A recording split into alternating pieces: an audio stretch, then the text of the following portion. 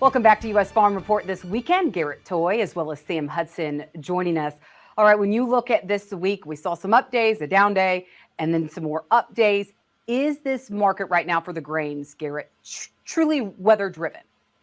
Oh, absolutely. I mean, I think we took a little break midweek just because we had the Federal Reserve decision making. It just felt like the markets were just kind of taking a break from their normal discourse. But this is definitely a bona fide weather market. Midweek, we started to get into some long-term trend lines that we pushed through. And now I think you're going to see some either full-hearted fun buying coming in here or the rest of the shorts are going to be covering. Yeah, Sam, on Thursday, we saw just some ferocious action in the grain markets. We saw the Drought Monitor come out. Nearly 60% of the corn is in drought. Over half of the soybeans are in drought. Did the Drought Monitor have any impact, or is it truly just these future forecasts that traders are watching?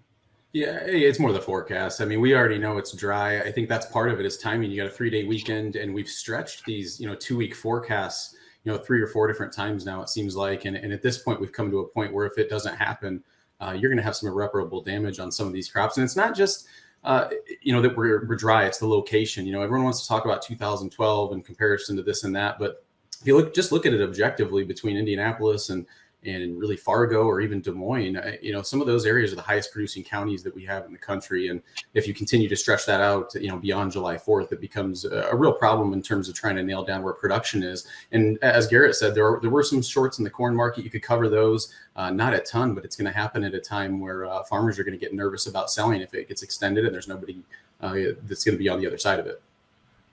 Garrett, I'm sure you're hearing it too. A lot of farmers right now trying to compare it to something, hearing a lot of 2012. But the markets, the drought, everything, is this set up? Is 2012 an accurate comparison? There are some comparisons to 2012. I mean, I think if you look at the percentage of the Cornbelt that is 30-day dryness is pushing 80%. That's comparative to June, late July 2012. As it stands right now, you're looking at the 4th driest June since 1960. And the 2nd driest April to June time period since 1960 is 1960 as well.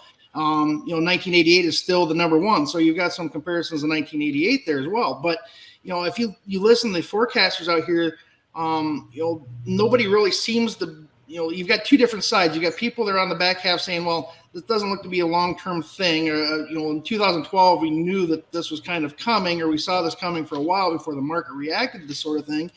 And then you have others that are like, well, like Samuel said, is that, we've had 2 weeks ago, we were looking for a potential pattern change and that never developed. And then you have this ridge in the Southwest, and we know the drought in the Southwest has been going on year 2 now. If we can't pull moisture out of there. So that's an issue that we have to deal with. But I think the fact of the matter is that, we've never really seen anything like this. I mean, there's some comparisons to 2012, there's some comparisons to 1988, but this is 2023. And my worst fear is that, if it's not a drought, that we come in off of a 3-day weekend like this weekend or 4th of July weekend, and all of a sudden we've got 1-inch rains across the Corn Belt, and this thing just falls apart considering the demand prospects. Yeah, in talking with USDA meteorologist Brad Rippey this week, he called it a cool drought, Sam. I mean, you look at some of even the cold weather that hit and the cold weather impact on some of the northern states and some of the crops. It is so unusual.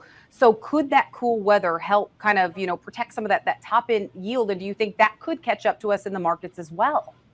Now, it's certainly possible. And one of the things feeding into that could be the fact that we've had such low dew points here, really since the beginning of summer, whenever you want to mark that. And so a little bit easier to get cold temperatures, to affect things, even if it's not all the way down to freezing. But I think even around here, especially, it's really helped, things along at night for the plant to get a chance to rest. But peak water usage is 2-3 weeks away, 4 weeks away, depending on where you're at here. And so even if it is going to start raining, we're going to need to have consecutive rains to, fill out still that potential that's still there. And so we are going to get a little bit of a push in heat today, but it certainly helped things again. We just have to have rain at some point still. Yeah, well, we've been talking about drought, but what hasn't gone away is the demand problem. And we saw that in WASD last week. So we'll take a closer look at demand coming up here on U.S. Farm Report.